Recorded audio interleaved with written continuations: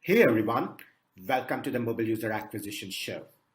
In the Mobile User Acquisition Show, we feature interviews with the smartest folks in mobile and growth who share invaluable, actionable, tactical insights on every aspect of mobile growth and marketing, not to mention some adjacent areas just as well.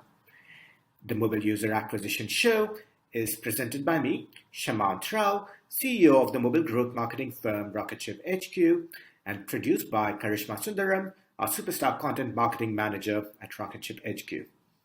Each episode includes strategies, tips, and pointers from the leading edge of mobile growth marketing that you can use to unlock tremendous growth for your app in a sustainable and capital efficient manner.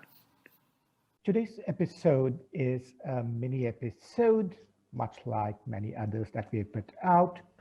And today's covers a very important and very topical theme, which is what's happening with Facebook ads right now. Right? It's been just under a month since ATT's trigger was pulled by Apple. ATT adoption is still not close to 100%. And in this mini episode, we want to highlight 4 challenges and 4 opportunities that we see with Facebook ads. Really, it's a summary of what's working right now and what's happening right now on Facebook ads based on a number of ad accounts that we see and a number of conversations that we've had with app developers and marketers the world over. Let's jump right in and let's start with 4 challenges. Number 1, there's no purchase data for some apps reported in Facebook. So for apps with low payer percentage or with purchaser-based schemas, we see no or very few purchases reported within the Facebook interface via SKAd network.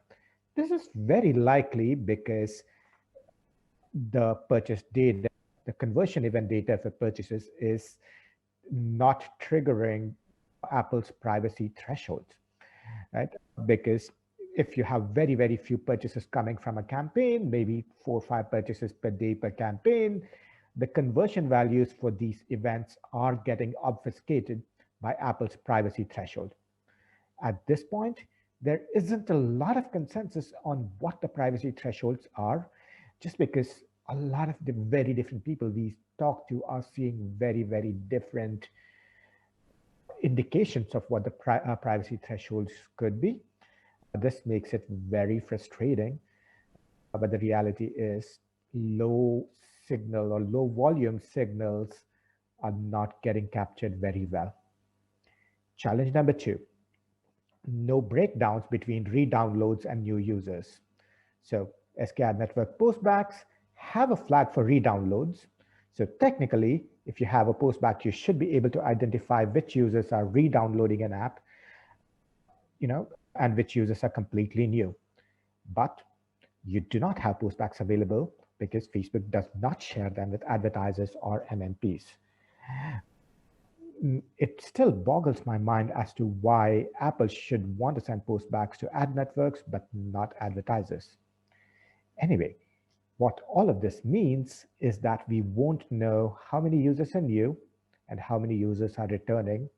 In a sense, all campaigns become similar to AAA campaigns just now. Challenge number 3, no clear metrics at the ad group level and the creative level. While your campaign level data is clear and can be confirmed as coming from SKAd network, your ad group and creative level data is modeled or estimated. While these creative and ad group metrics still ladder up and add up to ad campaign level metrics, these are still modeled and imprecise. Additionally, these are not in an easily readable format in columns, so you can actually compare, oh, there's my add to cart, there's my registration, so on and so forth. Right? So that becomes hard to identify which ad groups are doing well, which creators are doing well. And on some accounts, you just see installs. You do not see post-install metrics. On some others, you do see post-install metrics by ad group and creators. So it's a little bit tricky to really observe performance at a relatively granular level. Challenge number 4, somewhat related to number 3, it is that reporting is a mess. Most MMP reporting is not in a form that can be easily used. That's frustrating. Right now, we use Facebook reported metrics as the source of truth.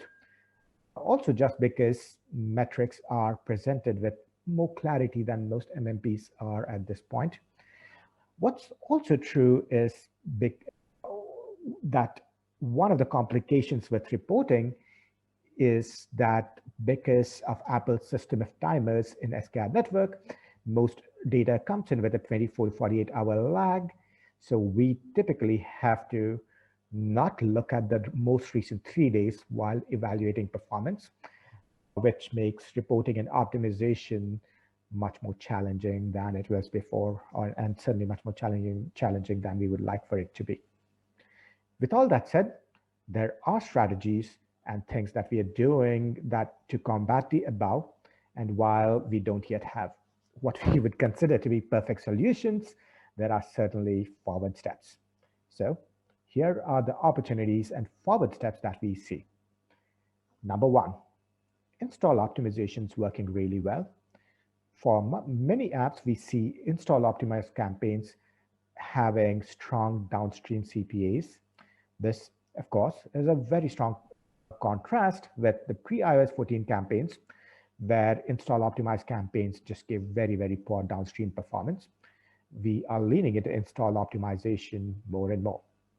Number 2, non-iOS 14 campaigns which target IDFA-based users are still working.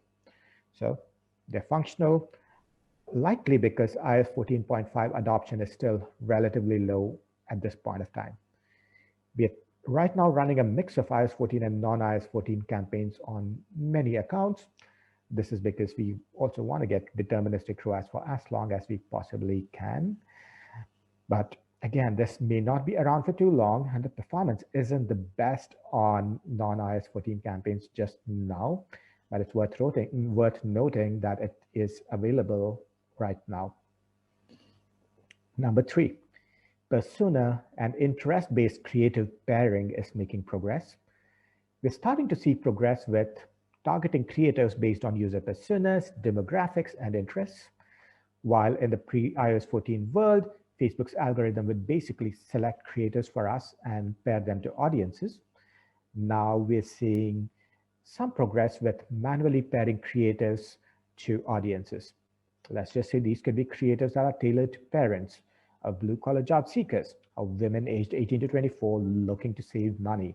All of these have had tailored creators, and we are starting to see some progress with these strategies. Opportunity number 4, blended numbers still provide very, very strong guidance. While overall SKAD network reporting is still a mess at this point, as I've perhaps understood earlier in this session, in this episode, we are still using the guardrails of blended CPAs and blended ROAS numbers right now. And in multiple instances, we are seeing performance to be closer to bull case expectations rather than bear case expectations from our planning. More importantly, we and the other stakeholders are able to have confidence that these are numbers we trust, and these are numbers we can actually make decisions off of, which is not what we can say for SKAD network numbers right now.